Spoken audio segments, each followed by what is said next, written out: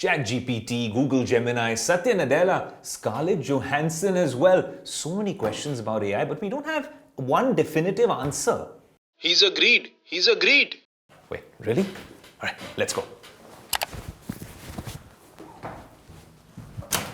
Finally, we get some answers. AI will be decrypted in this episode. This one's going to be massive. Well, AI is going to be the operating system of all of our devices. I did give a copy of my book to Prime Minister Modi. He did promise to read it. AI is no longer science fiction. It's causing a lot of problems in 2024, and it's also providing a bunch of solutions. Basically, it's changing everything.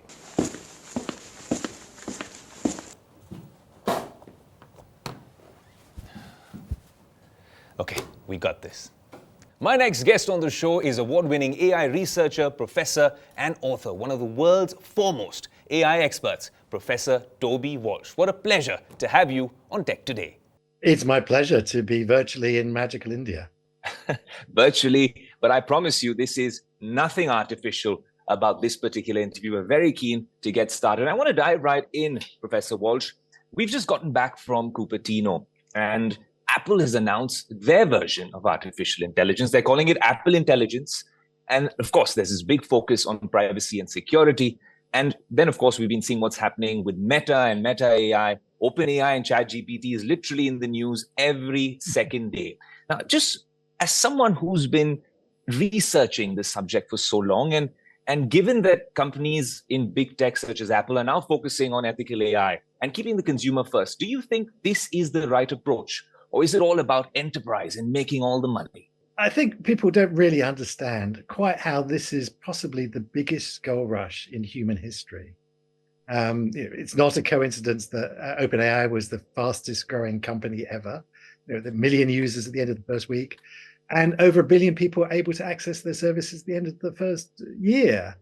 And spectacular wealth along that's going with that. I mean, no other company in the history of capitalism has ever gone from no revenue to 1 year later having $1 billion annualized revenue. They've spent about, I think it's about 100 million or so, or somewhere in the hundreds of millions. They're worth now about 100 billion. That's a 1,000-fold return on their investment. And it really is. I mean, not just OpenAI. I mean, just across the field. I did a calculation the other day. I looked at how much money is being spent in artificial intelligence globally, and it's about $500 million every day. Absolutely, Professor Walsh. And also in terms of the subsidiary and tertiary industries, data centers, I think a lot of people are making a killing. We've seen what's happening also with the NVIDIA stock, and we'll get to that as well. Yeah, NVIDIA now the most valuable company on the planet. I really do wonder, what economists are thinking. NVIDIA is now worth more than the UK stock market put together. It really doesn't seem to make any sense at all. Yeah, but the opportunity is spectacular. I mean, we're talking about a $15 trillion opportunity. And that's what's been estimated that's going to be added to the world's economy. Now, I don't think many of us think in trillions of dollars, but I can quantify it in exact terms for people in India, which is if I take the current economy of India, current GDP of India, and add it to the current GDP of China, that's 15 trillion. And so we really are talking about amazing opportunity that's coming in the next 5-10 years. Absolutely. But you mentioned OpenAI, and I think that's a fascinating point to really delve deep on. When we see how OpenAI has developed over the years, and you speaking about the number of users they managed to onboard, all the sagas that envelop OpenAI, being Sam Altman stepping down and Elon Musk's initial involvement, and now how he really views that particular company.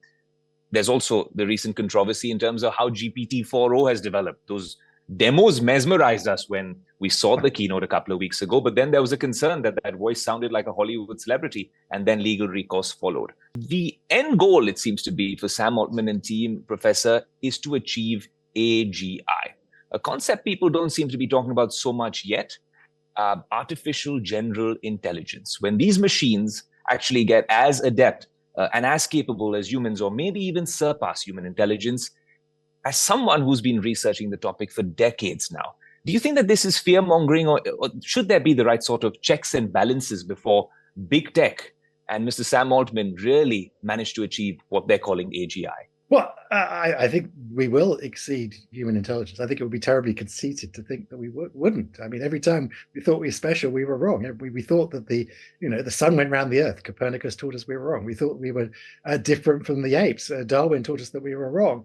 And now to think there's anything special about human intelligence that we couldn't somehow match and possibly even exceed it in silicon, I think would be terribly conceited. So I'm pretty confident that at some point we will exceed human intelligence, and that's going to be a pretty awesome, pretty important moment in human history. Hopefully, a pretty humbling moment. And yes, I think your question hints at the challenges that that's going to pose. Can we leave that to the decision making of one person, however good that one person is? And we are seeing such vast concentration of wealth in just a few companies. I mean, we talk about OpenAI, but at the end of the day, it's not going to be OpenAI that delivers that. I mean, to deliver these systems at the planetary scale that you do, we know who the winners are going to be. We know it's going to be Apple or Microsoft or Amazon or one of the big Chinese tech giants. I mean, they're the only people that have the scale, that have the computational resources, that have the data centers, that have the underwater, undersea cables that deliver the internet around the world. No one else has that infrastructure, and that infrastructure isn't going to be built overnight. We're talking about hundreds of millions of dollars of investment to be able to build that, billions of dollars of investment to build that sort of infrastructure. So we know who is going to win, and therefore we should be worried that power is going to be concentrated into the hands of a few West Silicon Valley voices, and that especially a country like India with vast potential and opportunity. I mean, your economy, you have the potential to be ultimately the world's greatest economy at some point if you continue on the trajectory you are, and given the scale of the country and the population size. But to have that not being controlled by India, but to be controlled by a few West Coast companies is, I think, something that should be troubling us all. Absolutely, Professor. And in terms of what's happening with big tech really controlling how big AI is developing, do you think there are ways in which countries like India could perhaps be a part of the AI revolution more effectively and sort of steer it in a more democratic AI for all sort of way?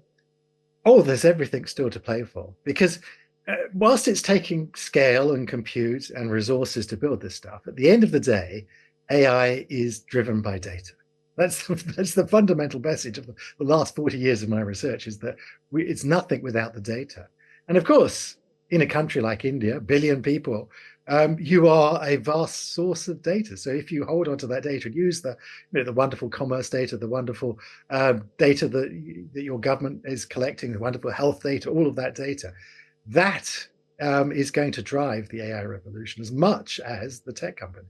But largely, Professor, your point was that there's a lot more to play for. It's an open field in that sense. It is. I mean, it's going to take careful governance and regulation. We can't let the tech giants just play. I think there was a feeling 20 years ago, for sure, that you couldn't and you shouldn't regulate the tech space. You couldn't because somehow it was different. It wasn't physical. It was, fights.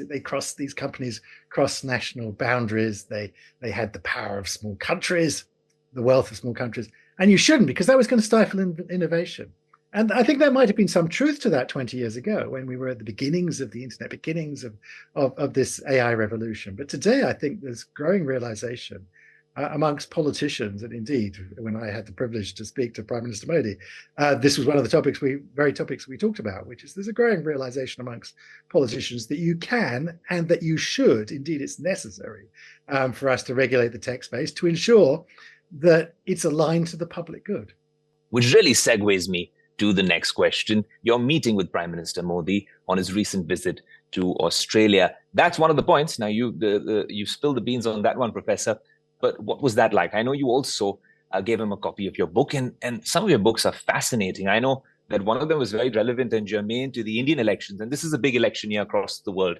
The Indian election just concluded. Prime Minister Modi has been re-elected as Prime Minister for a third term now. And your last book, Faking It, one of your last couple of books, is fascinating because the conversation here was all about how deepfakes and AI can have a sort of detrimental impact on elections. We saw it during the Ukraine war. We've seen how AI hasn't always been used as a force for good as well. So if you could tell us a little bit more about your conversation with Prime Minister Modi, that would be fascinating. I did see a quite funny video of Prime Minister Modi dancing. It was a deepfake video. I hope it didn't have much of a material impact upon the way that people voted. I imagine that didn't. It was more humorous than political. But yes, this was one of the topics we touched upon about how we're going to have to be very careful. We've seen social media weaponized to influence the way that people vote. We've seen foreign actors using these tools. And we're about to supercharge that by adding deepfakes, AI-generated content onto the top. And that's something that we need to be very careful about, because democracy is a very delicate beast that we need to protect. I did give a copy of my book to Prime Minister Modi. He did promise to read it. Although, actually, I mean, given that we spoke for 30 minutes, he didn't have any notes. And he spoke quite knowledgeably about artificial intelligence. I'm not sure that he actually needs to read my book that much. He seemed to be already pretty well briefed on the topic. I was quite impressed. I've had the privilege to speak to a number of politicians from a variety of countries, and he seemed to be pretty well informed and pretty well switched on to the opportunities as well as the challenges that AI pose. So I came away from the meeting quite heartened and quite confident that India was being led by someone, I'm pleased to see is being re-elected, who seemed to have an appreciation and understanding of technology, which is different than, I must admit, when hard not to compare that with, for example, when Mark Zuckerberg, the CEO of Meta, Facebook, went in front of Congress and the congressman had no idea what Facebook was about. So there's that famous question where they say, well, what's the business model? And he said, it's advertising, as though that was a surprise to the congressman, not really understanding the technology at all. So it is pleasing to see how politicians have woken up to the idea in the last few years that this is a technology that has great opportunity, but equally is one where we're going to have to be rather careful with. That it's a double-edged sword. There are both positives and negatives that come with the technology, and therefore we have to be careful to make sure that it is aligned with the lifting the boat, all the boats, not just the billionaires' boat. And we do have to worry about the concentration of power into the hands of a few tech giants, and ensuring that as we have in the past, whenever companies have become too large, whether it be big oil, big pharma, big tobacco, we've had to be very careful to ensure that suitable goalposts are put in place, suitable guardrails are put in place to ensure that what they do is helping all of us. I'm glad you say that, because you also mentioned AI regulation and the conversation. We seem to revisit that now. I think it's interesting at this point, Professor, because a few months ago, we had the good fortune of having another AI expert on the show, Professor Stuart Russell, and he was one of the leading signatories on a petition, essentially, Elon Musk included, and a lot of top tech luminaries included, to halt AI development until these safeguards were put in place. Now, I want to understand from you, where do you stand on that side, on that particular debate? Because was that something realistic? Because now when we all get distracted by all these AI developments and, really stand up and take notice of what GPT-4 was all about, Apple Intelligence is all about, marketing machineries are working in overdrive, that conversation and that narrative seems to be forgotten. Yes, well, I do know Max Tegmark, who wrote that letter. He did ask me to be one of the original signatures of the letter. And I declined. I didn't think it was an honest letter. I do think there are issues here that we need to care about, we need to be worried about.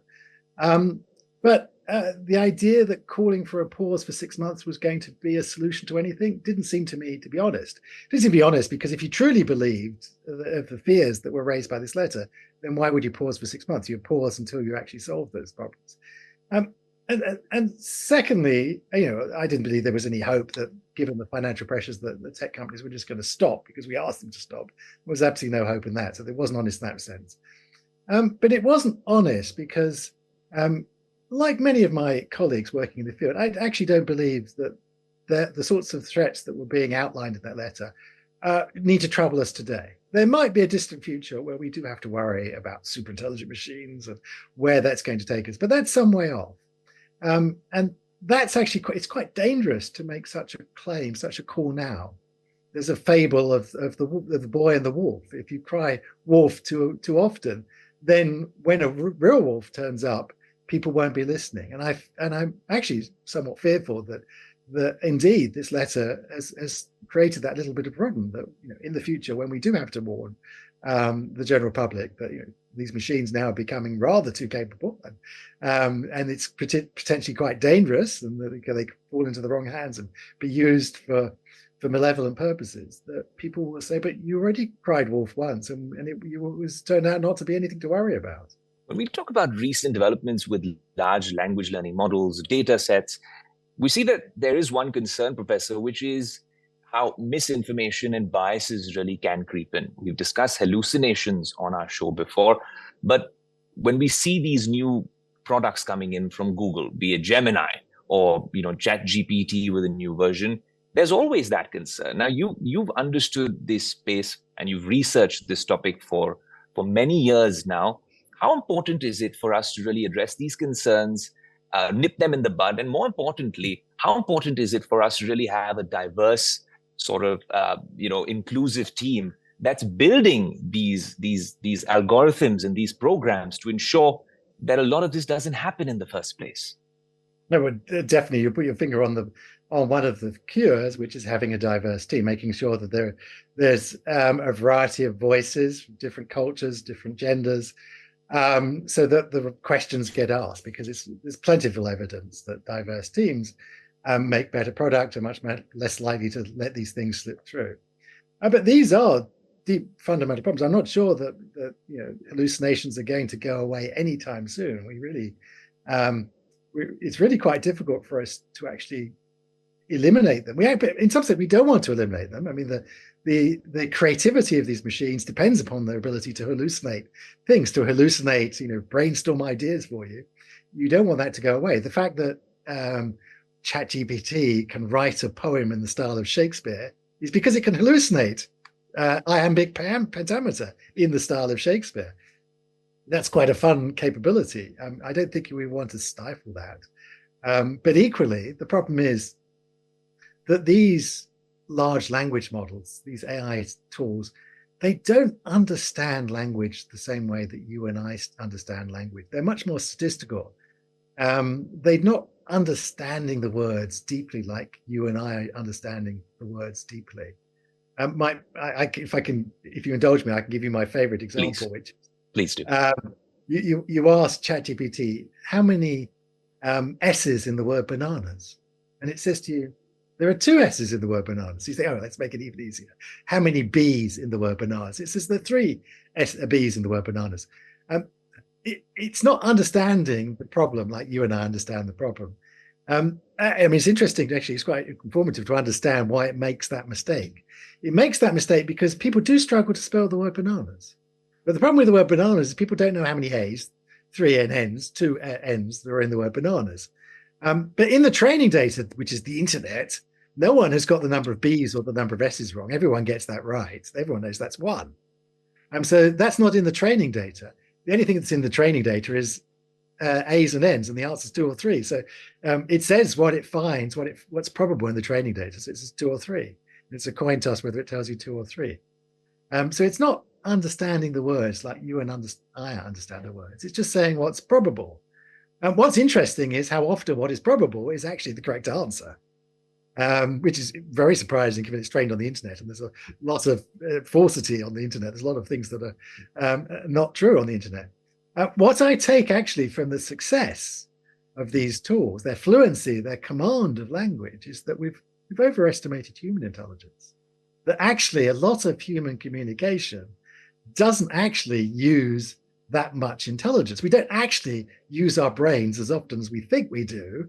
A lot of conversations are quite formulaic, and we've taught those formulas to machines. And of course, you know, if you work in a call center, you are literally reading to a script, but many of our conversations are actually quite scripted. We're not actually saying new things. We're not actually, you know, how often do we stop and really think before we say things?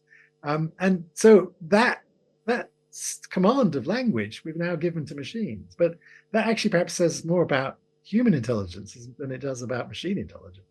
Absolutely, you know, and I had to tell you this, Professor, since we were talking about examples. I use ChatGPT's voice assistant, which is now GPT 4.0. I literally speak to it. Hi there, how's it going? Hi, I'm doing well. Thanks for asking. And you and it's uncanny how this has really grown by leaps and bounds because of how conversational it's become. If you're on a tired, lonely day, you might have a really interesting conversation with this voice assistant because it sounds so much like public figures that we've known in the past. And I think that was the issue with Scarlett Johansson, really, being up in arms about how this particular voice sounded so much like her. And then she obviously then took legal recourse. But what was scary about that situation was that Sam Altman actually tweeted Her, which was the movie which really made this so popular, the entire AI revolution and what it means to us. And it sort of was visionary and pioneering in terms of what it did. But you've been tracking this space for so long. How do you view these developments? I mean, it makes for great news stories on the front page, but this is also a cause for concern. It is. And I mean, the Scarlett Johansson story is even worse than you've actually outlined, which was that OpenAI were in conversation before they released it with Scarlett Johansson to license her voice. Absolutely. And she thought about it, and then she declined, and she said, "No, I've decided that that's not what I want to have done to my voice." And so she'd actually explicitly said no, in the typical Silicon Valley way of moving fast, breaking things, and apologizing afterwards. That's what they did, despite the fact that she'd already explicitly said, "Don't use my voice." They went and used a voice which sounded very similar to her. So yes, and we are going to be easily fooled. I mean, what sort of world it's going to be in? I can imagine. You can imagine, for example, what you could do. So we've got a very important another election coming up very soon, the U.S. president election. Well, it's a trivial matter to create a Trump voice. It takes a few seconds to actually make your own Trump voice.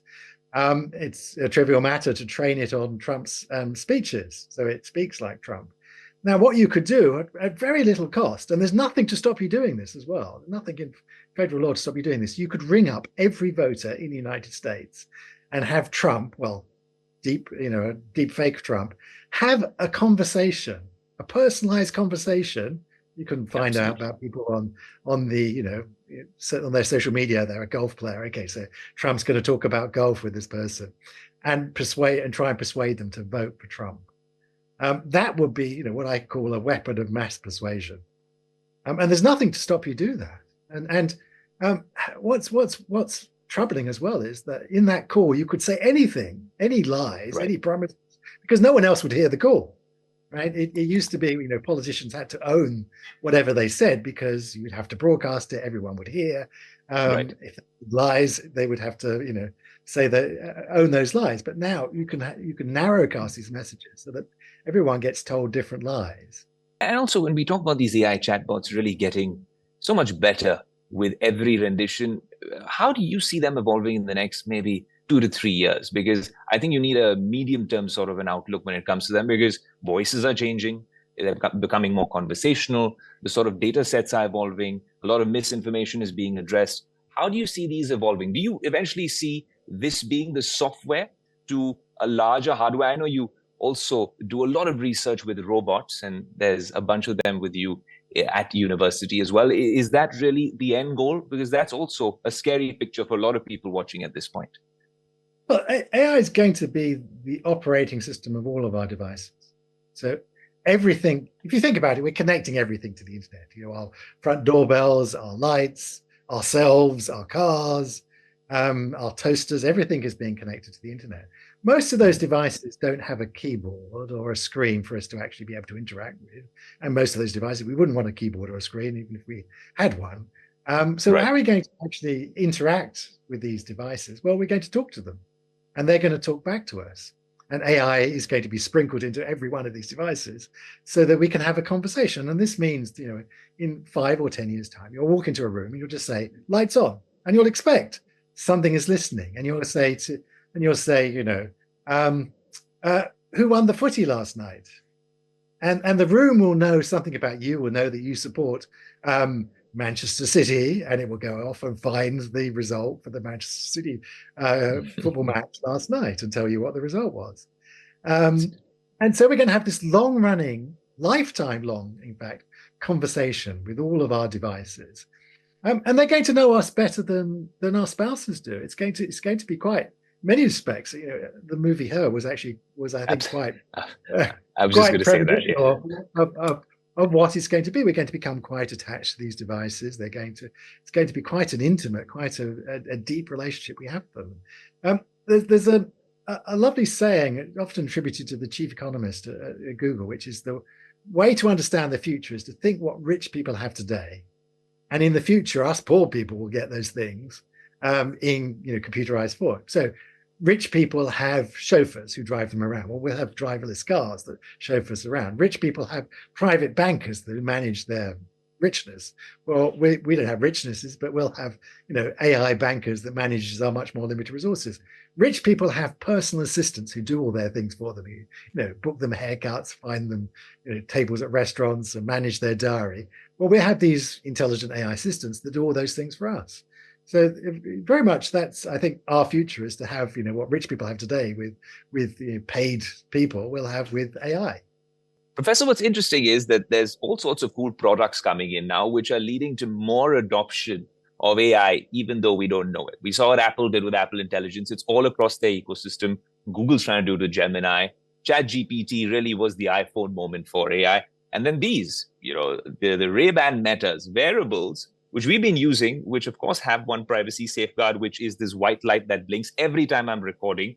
But in terms of AI models becoming multimodal, data inputs coming from something like this, is this something that you envision? I know when you were pursuing your PhD, I think it was back in the 90s, and what you thought AI would be back then, was it very futuristic to think this was stuff of sci-fi, or is this something it's well on track in terms of AI development?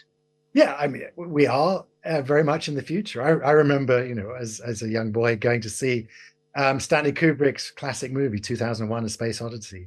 There you had HAL, the AI computer that was controlling the space station. You could have a game of chess. You could talk to it. You could say, open the bay pod doors, please, HAL. And it's interesting to think, actually, in my home today, I have all of those things. I've got a computer I can play chess with. I can talk to. I can ask it to open the front door. So that future has already arrived. And all the other devices that we've seen in Star Trek and Star Wars are now also turning up. All those other form factors, the transponder that we had in Star Trek, that's pretty much available on your iPhone today. When we talk about sentience, for example, that AI platforms are not necessarily sentient, although there was talks of Google's AI project, especially researchers claiming that it was giving you responses that made them believe it was sentient.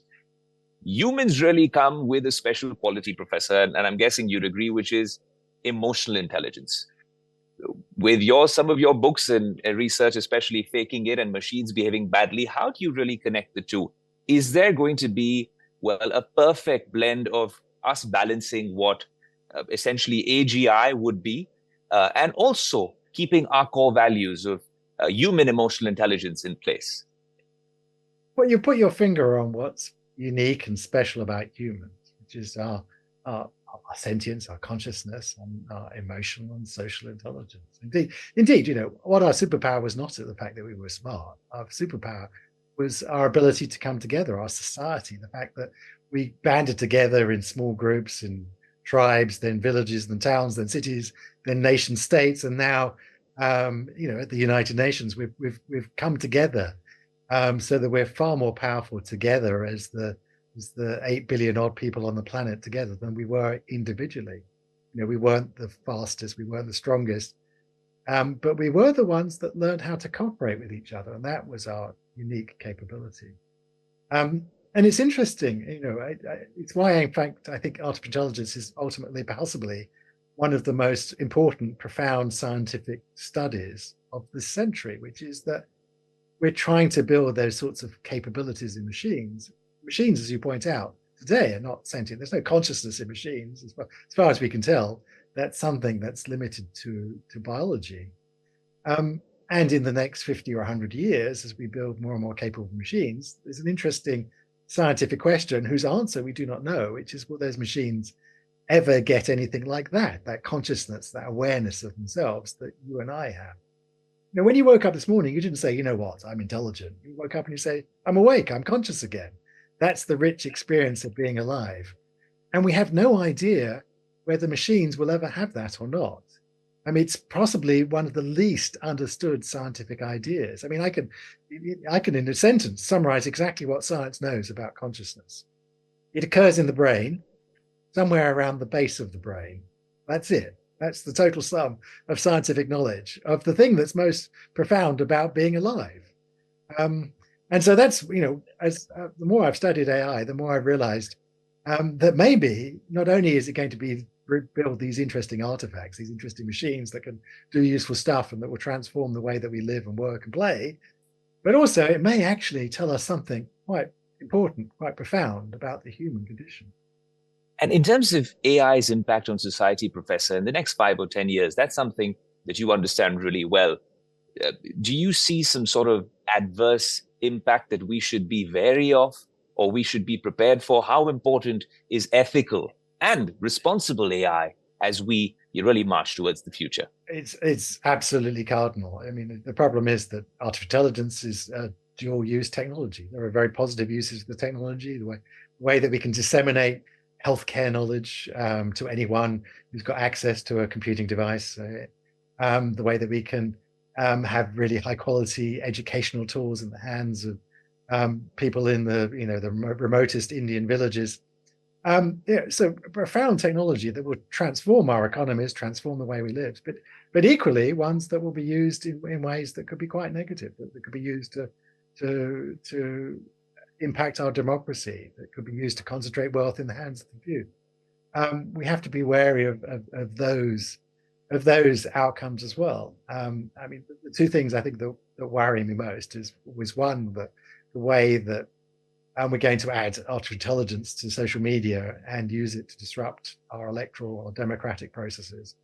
And the second, the concentration of wealth, the concentration of power that we seem to be seeing happen, and the social divisions that will then cause. Very quickly, something we didn't touch upon, Professor, was NVIDIA and what's happening with that particular company surpassing Apple and Microsoft with a hardware product, so to speak. Is that really the future? Is this a temporary phenomenon? Or do we expect companies like NVIDIA to come in and really augment the AI revolution? We need that hardware, don't we? Oh, yes. I mean, but it's often the case the people who make the shovels are the people who do best in the gold rushes. And NVIDIA is definitely the company that's making the shovels. They're the luckiest company in history. They had no idea that they were going to be central to the AI revolution. They were a company that was building GPUs for people playing video games. And it just so happened, unbeknownst to them, that this turned out to be the perfect tool also for running compute over these large AI models, and they just happened to be in the right place at the right time. So very lucky. But now, as you say, wealthiest company on the planet, spectacular, and it's hard to imagine how they can be worth so much money. The current market cap, NVIDIA is worth more than the total sum of the UK stock market added together. Those numbers don't seem to quite add up, even given the opportunity and promise that AI has. I do wonder if that is perhaps slightly an overinflated valuation for a company. But at any rate, they're not the only one that's worth huge amounts of money, and there's certainly a lot of money is going to be made in the next 5 or 10 years by investing in AI and investing in the tools that build AI. Absolutely. As a very quick last question, Professor, I'd love to pick your brains on this particular one.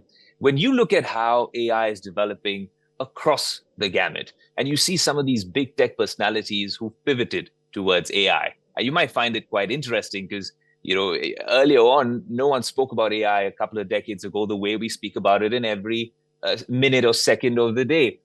We see how Elon Musk views AI, Satya Nadella's view with Microsoft and his partnership with OpenAI, Sam Altman, as we spoke about, Sundar Pichai and the pressure that he has at Google to really perform. Who do you think really is winning the AI race, or even Mark Zuckerberg with Meta at this point? Do you think that there is someone who's clearly taken the lead and someone who perhaps might show us the way forward? Oh, well, I think actually one has to have huge respect for what Microsoft has done. I mean, they're a company that's reinvented themselves several times. I mean, they used to be an operating system company. They used to be the word processor spreadsheet company.